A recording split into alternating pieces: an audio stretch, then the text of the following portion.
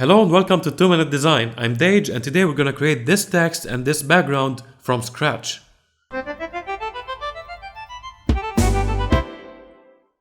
This is a landscape A4 document with a 150 pixels per inch resolution and RGB color mode and a white background. In the layers panel, click this lock here to unlock the layer. Now click here to add a layer style and select gradient overlay.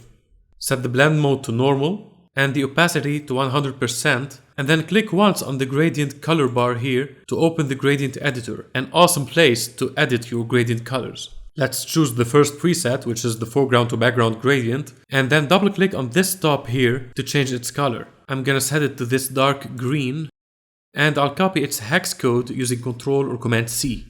Hit OK. Now double click on this second stop and paste in the hex code you just copied. This is the same dark green, so let's pick a lighter version using the color picker here. Hit OK again, and set the gradient style to radial. You might need to check reverse to make it lighter in the center and darker around the edges, and you might also want to scale it up a bit.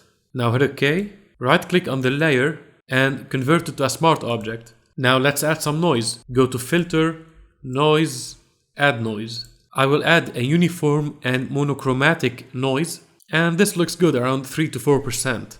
Hit OK and let's grade the text. Select the text tool, choose the font you like, click once and I'll type graphic, enter design.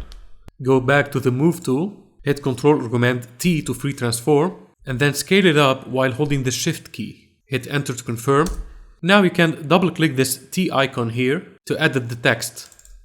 I'll set the word graphic to thin and set design to bold. Now select all your text, click here to open the character panel, and click here and drag to change the leading, which is the distance between the lines of text. This looks good. Select the move tool, hit Ctrl or Command A to select all, and then click here and here to center the text horizontally and vertically. Hit Ctrl Command D to deselect, and finally let's get rid of the dots above the eyes here and here. To do that, right-click on the text layer and convert it to a shape.